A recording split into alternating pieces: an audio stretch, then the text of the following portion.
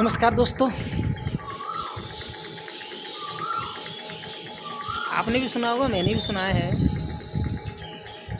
लोग कहते हैं गुरु बनाओ जान के और पानी पियो छान के।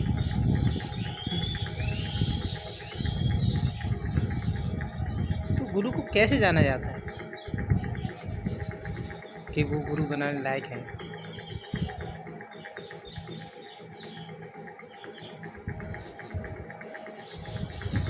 क्या देखना है उस गुरु में हमें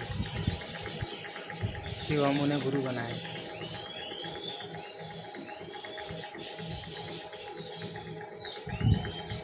जो शिष्य अभी यही ढूंढ रहा है कि उसको गुरु चाहिए, जिनको वो तराजू पर तोल तोल कर गुरु बना रहा है, क्या वो शिष्य परिपक्व है?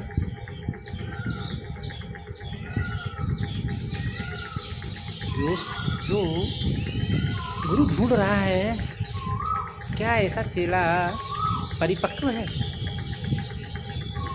और वो परिपक्व चेला होता तो वो गुरु को तराजू पर नहीं तोलता। क्योंकि जो परिपक्व होता है ना शिष्य,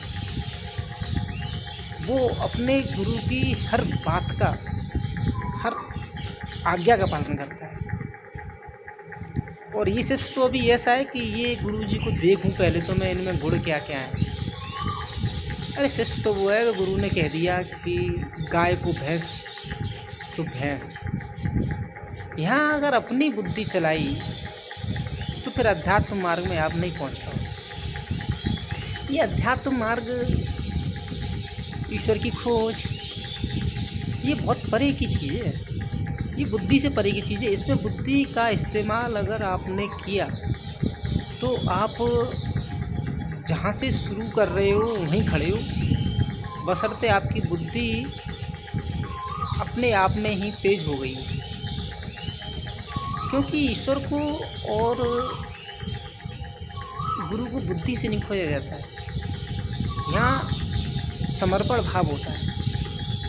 जहाँ आपका समर्पण भाव हुआ वहीं आपको एक ऐसे सद्गुरु मिलेंगे जो आपको की नैया को पार लगा देंगे।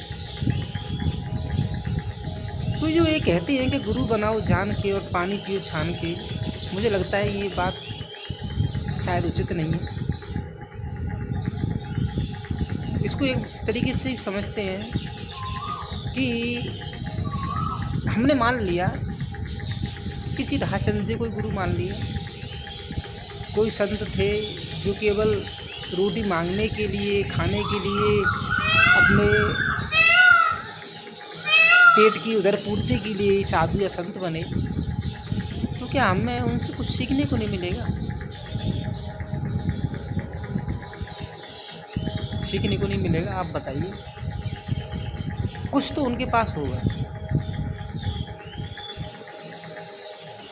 कुछ भगवान की एक दो चौपाइयाँ होंगी, कुछ रामायण में से उनके पास एक आध दो बात होंगी, कुछ अपने अनुभव भी होंगे, तो कुछ ना कुछ तो होगा, तो उनसे कुछ मिलेगा। तो जब आपको जहाँ से पूर्ति नहीं होती है तो फिर आप आगे बढ़ोगे। तो आगे बढ़ोगे तो फिर आपको उसके हिसाब से लेवल के, जैसे आपकी लेवल बढ़ती चली जाएगी, जैसा आपका अध्यात्म बढ़ता चला जाएगा, आपका ज्ञान बढ़ता चला जाएगा, आपको परिपक्वता आती चली जाएगी, तो आपको सद्गुरु मिलेंगे। तो इसमें जानने की और मानने की मुझे लगता है